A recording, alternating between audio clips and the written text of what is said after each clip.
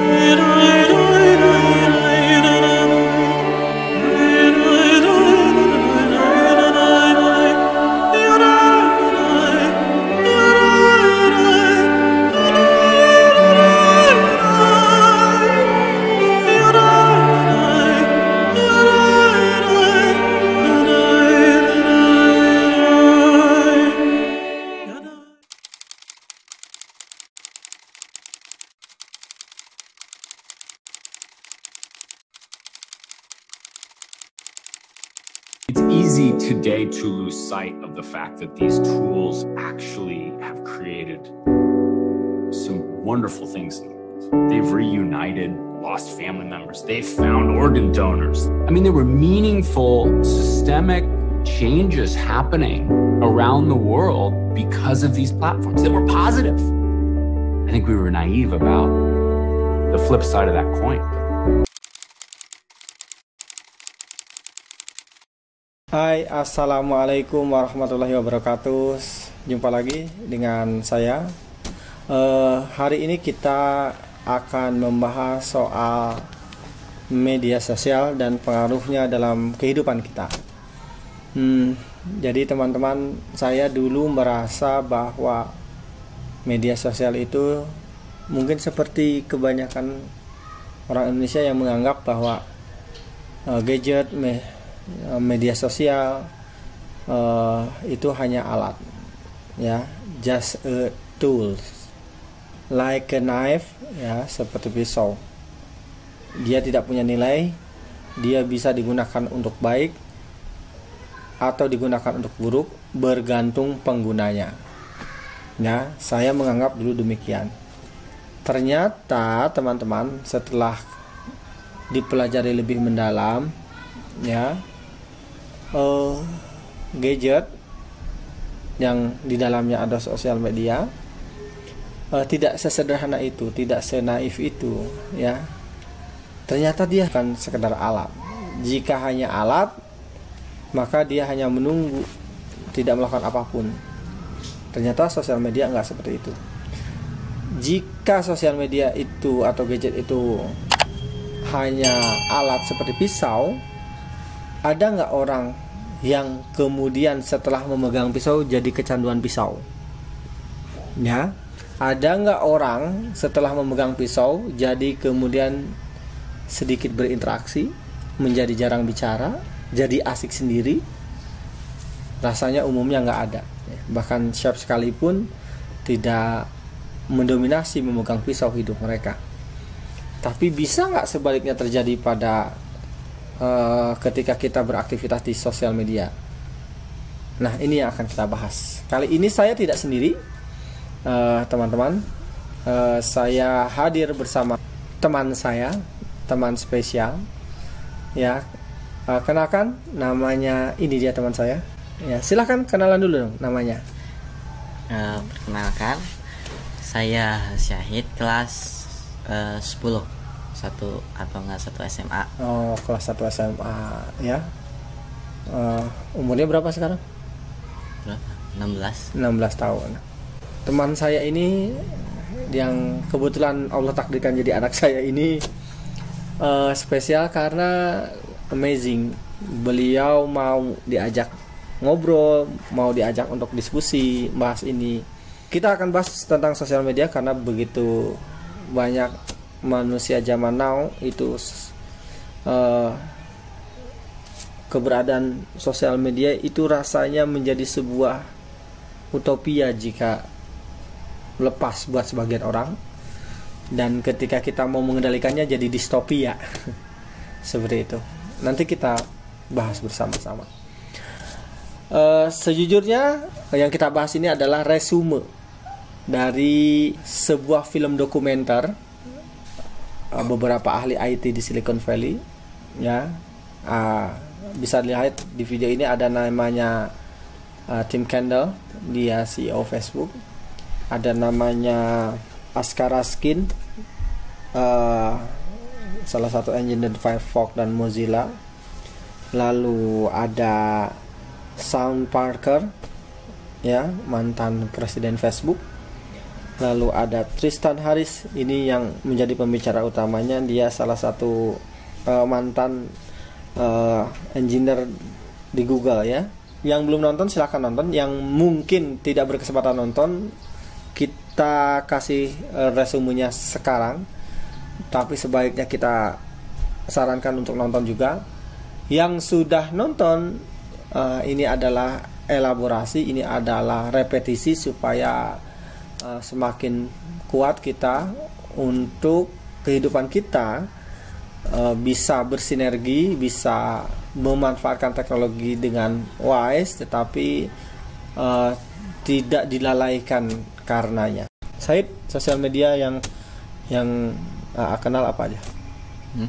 Instagram, Facebook, Twitter, YouTube. Apa bedanya sosial media dengan internet biasa? Kalau Kan internet itu kan ketika kita menggunakan laptop, gadget, misalnya ada tuh namanya software Illustrator, Photoshop, Premiere gitu ya, yang dipelajari adik kamu tuh ya. Itu kan bagian aplikasi juga, software juga. Apakah itu bisa disebut media sosial? enggak. Kenapa? Jadi kenapa Twitter disebut media sosial? Kenapa Photoshop enggak? Kenapa ketika kita buka website itu tidak website biasa seperti Detik tidak disebut media sosial, ya, tetapi atau laman-laman berita lainnya, tapi kenapa Twitter yang sama-sama berita disebut media sosial, yang ada banyak berita di situ? Tahu nggak bedanya? Menurut Karena kamu? media sosial punya AI. YouTube juga sama-sama berkaitan dengan video, tapi Premiere juga berkaitan dengan video, ya. Apakah itu disebut media sosial? Adobe Premiere? Enggak. Iya. Lalu kemudian ada banyak portal berita seperti Detik, CNBC, dan seterusnya ya. Dan Twitter juga seringkali menampilkan banyak berita. Ya, tapi apakah portal-portal berita itu bisa disebut media sosial? Enggak. Nah, apa bedanya media sosial yang sama-sama menggunakan internet dengan yang lain yang tadi disebutkan? Apa bedanya menurut kamu? Kalau media sosial mah ada interaksi dengan penggunanya. Oke, ada interaksi ya. What is social media?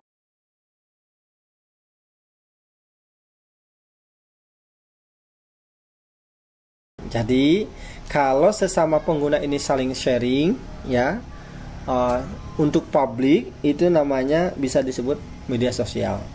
Makanya games zaman sekarang dengan zaman dulu memainkannya dampaknya bisa berbeda. Zaman dulu itu mungkin tidak membuat edik zaman now. Karena apa? Karena zaman dulu tidak sharing konten, tidak sharing permainan, ya, sharingnya hanya sesama langsung di dunia nyata begitu. Ketika memainkan apa namanya, Winning Eleven, zaman dulu zaman apa, Gamebot gitu kan. Nah sekarang itu online, online itu lalu ada sharing interaksi di situ, bisa disebut sosial media, ya, bisa disebut media sosial gitu ya. Game zaman now. Tapi zaman dulu YouTube bisa nggak berbagi sharing konten? Bisa di YouTube. Nah ketika Abah punya website, Abah bisa menampilkan video Abah di website apa, Abah juga sharing. Tapi orang lain bisa sharing nggak di website Abah? Enggak. Nah itu tidak bisa disebut media sosial karena satu arah, tidak bisa saling. Yang pertama ya tentang sosial media ya. Ketika kita menggunakan sosial media teman-teman, we don't pay for the product that we use. Kita tidak membayar produk ketika menggunakan sosial media. Saya bayar nggak pakai media sosial itu? Enggak. Dan ketika tidak bayar for the product, then you are the product. Produknya adalah siapa? Kita. Siapa kita ini? Penggunanya. Nah ini kata kuncinya. Kita membayar media sosial itu dengan apa? Memang tidak dengan uang, tapi dengan apa kira-kira? Dengan waktu kita. Dengan waktu kita. Kita memberikan waktu kita ke perusahaan media sosial. Makin waktu kita diberikan, makin hidup kita diberikan kepada media sosial, maka makin apa perusahaan itu? Untung. Makin untung. Karena itu supaya untungnya terus banyak, mereka berusaha berkompetisi untuk meraih perhatian kita. Ya, jadi perusahaan media sosial itu berusaha untuk membuat kita makin anteng, makin lama. Kata bahasa orang-orang ini adalah mereka membuat kita jadi zombie. Karena makin lama kita di situ makin untung. Nah, supaya lama gimana caranya? Nah, diciptakanlah yang namanya algoritma. Apa itu algoritma? Silahkan simak video berikut ini. That are very powerful. Try to find which rabbit hole is the closest to your interest.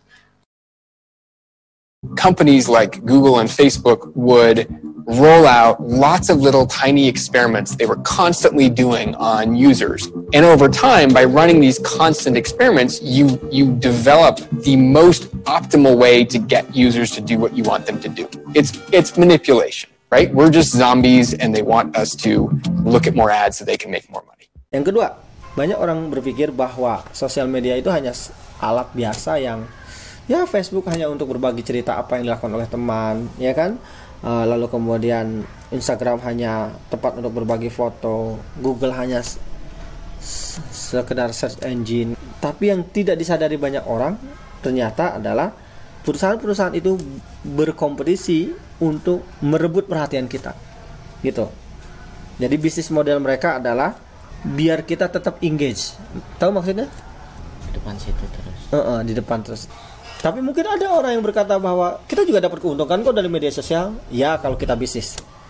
Tapi keuntungan apa yang kita dapatkan kalau kita kemudian cuma scroll ini, scroll itu, nonton ini, nonton itu? Hiburan, kata sebagian orang. Tapi benarkah hati kita terhibur jika terus-terusan terpaku di media sosial? Pernah nggak di depan laptop terus-terusan? Nggak tahu. Pernah nggak nonton YouTube? Pernah. Tapi tahu nggak, media sosial bisa membuat kita terpaku dari pagi sampai sore. Caranya gimana? Mereka memanfaatkan dengan artificial intelligence. Jadi sosial media tuh punya otak. Dia bukan benda mati. Ya, dia terus meneliti kebiasaan-kebiasaan kita. Nah, ini yang tadi kita bahas di awal. Banyak orang menyangka bahwa media sosial itu seperti pisau. Bisa baik, bisa buruk, bergantung yang menggunakannya. Bisa digunakan untuk memasak, bisa digunakan untuk membunuh, bergantung penggunaan. Dia hanya alat. Ketika kita memegang pisau, mungkin nggak ada orang kecanduan pisau? Enggak. Jadi terus-terusan megang pisau dari pagi sampai malam, pisaunya dibawa sampai ke kamar mandi, pisaunya dibawa sampai tempat tidur, mungkin nggak? Enggak lah, sesekali mungkin dibawa ke kamar mandi buat bersihin WC gitu ya, atau apalah, ngebenerin apa gitu, karena nggak ada alat lain gitu ya. Tapi mungkin nggak setiap hari kita bawa pisau ke kamar mandi, ke WC, ke mobil? Nah, jadi Dapat nggak ketika kita menyamakan handphone media sosial dengan pisau? Enggak. Ada nggak orang jadi sedikit bicara gara-gara megang pisau? One got upset when bicycles showed up. Pisau menginginkan sesuatu dari kita nggak? Enggak. Kalau media sosial menginginkan sesuatu nggak dari kita? Ya. Apa yang diinginkan? Perhatian kita. Perhatian kita. Apalagi kira-kira? Waktu kita. Dia mengambil sesuatu dari kita, perhatian kita, waktu kita. Dan ternyata bukan hanya itu loh. Dia meneliti kita. Bahkan media sosial melalui artificial intelligence, tahu nggak? Bisa jadi lebih tahu kebiasaan-kebiasaan banyak orang dibandingkan anggota keluarganya. This is what every business has always dreamt of. To have a guarantee that if it places an ad, it will be successful. That's their business. They sell certainty. In order to be successful in that business, you have to have great predictions. Great predictions begin with one imperative. You need a lot of data. Kira-kira menurut kamu media sosial itu diciptakan oleh engineer teknologi atau psikolog anak? Engineer. Oleh ahli pendidikan atau engineer teknologi? Engineer teknologi. Engineer teknologi itu menciptakan teknologi itu, kalau mereka menjelma menjadi sebuah perusahaan itu ingin mencari keuntungan atau ingin menjaga kebutuhan pendidikan anak awalnya? Cari keuntungan. Untuk mencari keuntungan, gitu ya? 1,000 more snips to send before dinner. Snips? I know what snip is. That smells good, babe. Thank you. I was thinking we could use all 5 senses.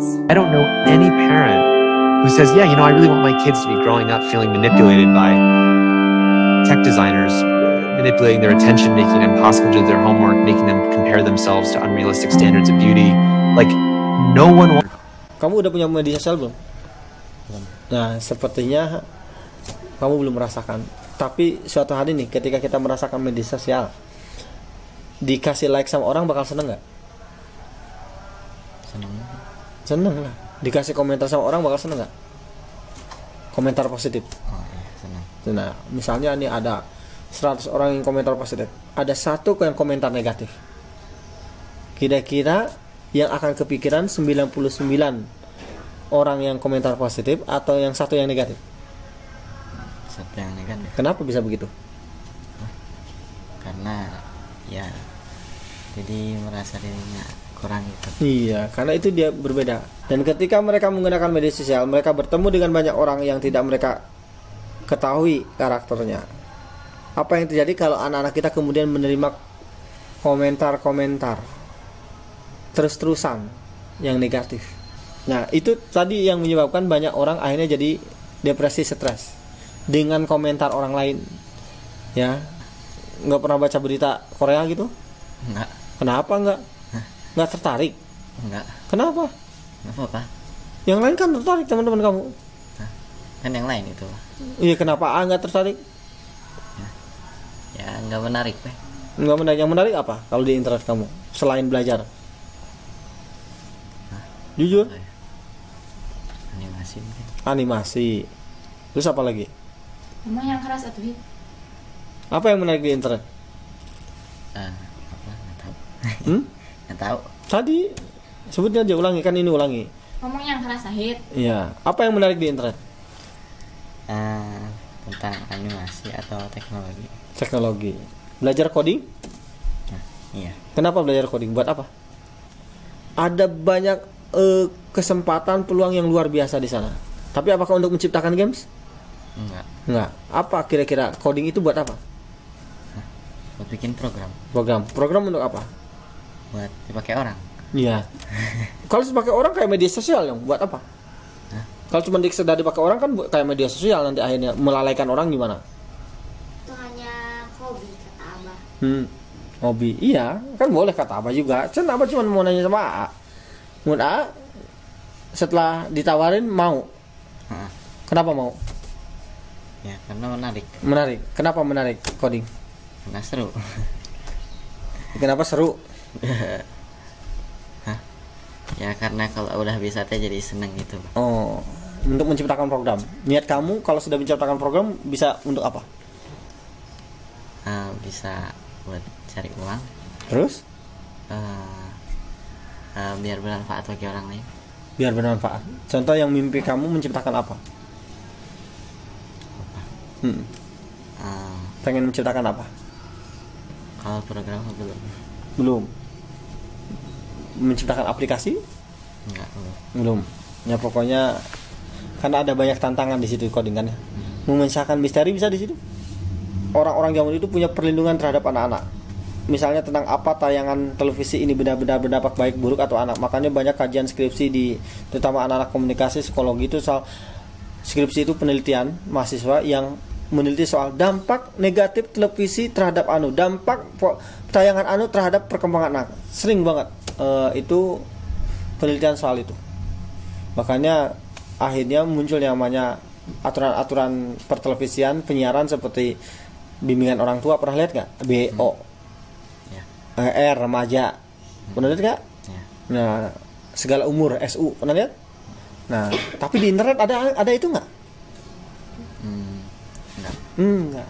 Yang selanjutnya, Tim Kendall saat ditanya apa yang paling Anda khawatirkan dari informasi media sosial? Media sosial bisa menyebarkan informasi nggak? Bisa. Tapi apa tahu nggak yang dikhawatirkan Tim Kendall dari media sosial adalah civil war, perang sivil, perang saudara. Bagaimana media sosial bisa menciptakan perang saudara? Menurut kamu gimana? Perang saudara itu tidak berarti perang beneran ya, tapi konflik horizontal antar masyarakat, polarisasi makin tajam. Bagaimana logikanya dengan media sosial perpecahan di masyarakat makin tajam? Menurut kamu gimana? Pakai hoax. Bisa pakai hoax. Yang paling penting adalah biang keroknya adalah algoritma tadi. Algoritma itu kan dari penelitian yang mereka lakukan soal kebiasaan kita, lalu kemudian memprediksi ya sesuai minat kita, mereka terus menawarkan apa yang menjadi minat kita. Jadi ternyata Abah baru paham sejak zaman kira-kira muncul mulai medsos, zaman Pak Jokowi mimpin, itu perpecahan antara kubu pendukung Pak Jokowi dengan penentang Pak Jokowi itu benar-benar makin dahsyat. Ternyata bukan hanya di Indonesia. Jadi bukan karena Pak Jokowi ya teman-teman, lepas dari Anda mendukung atau tidak gitu ya. Tapi karena di seluruh dunia, bahkan di Amerika antar partai Demokrat dan Republik itu makin tajam, itu gara-gara algoritma tadi biang keroknya. Jadi misalnya nih ya, ada Pak Ajis pendukungnya Pak Jokowi.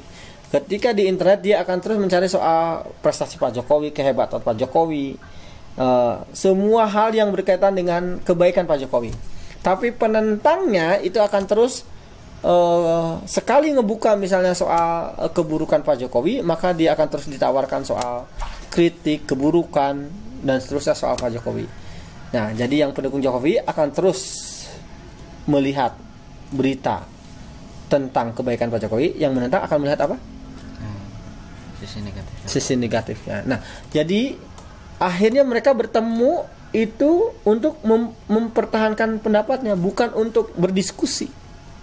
Maka kemudian makin tajam nggak perbedaannya? Ya. Makin terpecah nggak? Makin ribut nggak? Ya. Iya, seperti itu. Jadi itu yang dimaksud dengan media sosial bisa menciptakan polarisasi di masyarakat. Bahkan Tim Kendall bilang civil war. Mungkin bukan civil war dalam arti yang sebenarnya, tapi sekarang juga Abang merasa sudah terjadi civil war di Indonesia, perpecahan antar bangsa, antar masyarakat, gitu loh, ya. Karena bisnis model media sosial membuat, apalagi di negara yang belum well educated gitu, asal jeplak, asal bicara, asal komen, tak terkontrol gitu. Ya. Karena itu Abah setelah menyadari itu, tahu nggak Hid, Abah memutuskan untuk mendelete media sosial dari handphone Abah. Mungkin suatu hari sama, bukan berarti menghilangkan sama sekali. Abah masih membutuhkannya untuk menyebarkan informasi beberapa soal parenting, tapi bukan melalui handphone. Abah upload lewat desktop. Bisa nggak? Bisa. Update lewat desktop bisa nggak? Bisa. Abah bisa pakai lewat asisten Abah. Ada Teh Hilda, ada karyawan Abah. Bisa nggak? Bisa. Ya karena Abah sendiri terganggu banget, makanya semua handphone, iPad Abah simpen tuh di rumah kerja Abah, nggak dibawa ke rumah tinggal kita. Ya for your information sedikit. Jadi kita punya tempat aktivitas untuk khusus beraktivitas siang hari, kerja gitu ya. Di tengah pandemi ini di daerah seperti ini gitu. Nanti maghrib pulang ke rumah, saya tidak mau bawa handphone, saya tidak mau bawa iPad, dan rasanya lebih senang berinteraksi, main dengan anak-anak, kumpul dan seterusnya, sesekali kecuali dalam keadaan emergensi. Nah, Abah mau nanya, jujur deh, Abah nggak akan marah kok, nggak akan protes, berpendapat. Kira-kira kamu berminat nggak untuk menggunakan media sosial? Kenapa? Jujur. Bukan karena dipelotorin Abah. Iya, enggak. Kenapa enggak? Enggak berminat. Iya, kenapa?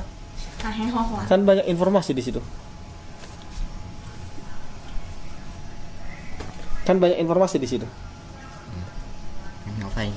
Ngapain? Bisa dari yang lain. Oh, bisa dari yang lain. Iya, kenapa nggak berminat? Nggak akurat informasinya. Bukan hanya teteh. Diam. Kenapa nggak berminat? Ya nggak mau aja. Iya, kenapa nggak mau? Nggak apa-apa. Teteh sendiri kenapa nggak berminat untuk menggunakan media sosial?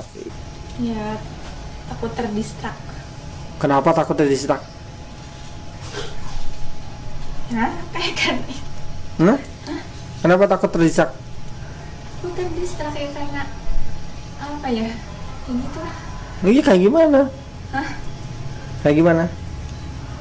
Iya, misalkan kalau di IG tuh kan dia tuh nggak berhenti terus gitu. Manusia kan pengen terhubung, terkoneksi dengan banyak orang, tapi menjadi disconnect dengan orang-orang di sekitarnya. Menurut kamu fair nggak? Enggak. Connecting with other people but disconnect with their family, fair nggak? Enggak. Kenapa? Ya karena masa orang dekat aja nggak kenal, tapi orang yang nggak dekat kenal.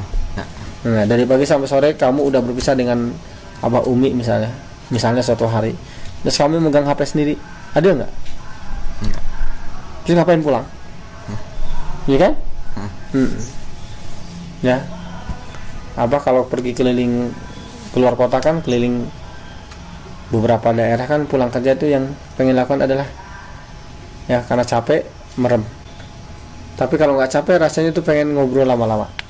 Menurut pendapat kamu, lebih senang Abah di keliling Indonesia atau lagi gitu, atau kayak sekarang ketika pandemi lebih banyak di rumah kerjanya, lebih senang mana?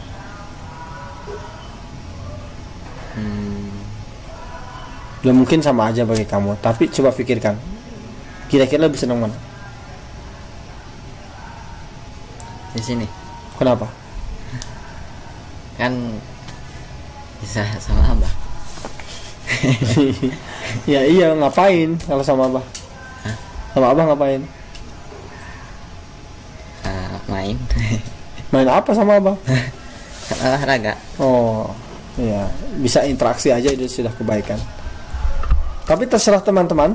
Jadi itu saja yang kita bisa sampaikan tentang media sosial. Intinya kalau untuk dagang ya silahkan, kalau kita mengambil manfaat dari media sosial silahkan, tapi jangan sampai kemudian kita hanya menggunakan media sosial untuk kita dimanfaatkan oleh media sosial dan akhirnya kita nggak dapat apa-apa selain menghabiskan waktu.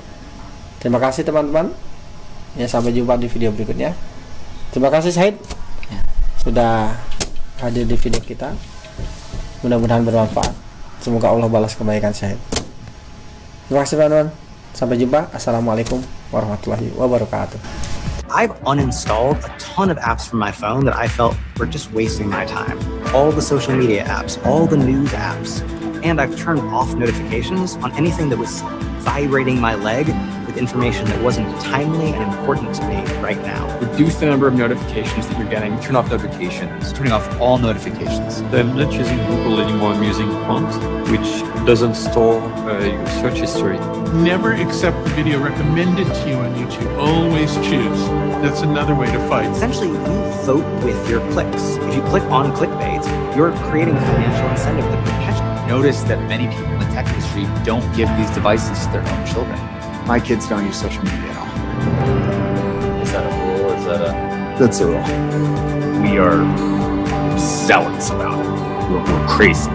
And don't let our kids have really any screen time. I've worked out what I think are 3 simple rules that make life a lot easier for families and that are justified by the research. So the first rule is all devices out of the bedroom at a fixed time every night. Second rule is no social media until high school. Personally, I think the age should be 16. Middle school is already hard enough. Keep it out until high school. And the third rule is work out a time budget.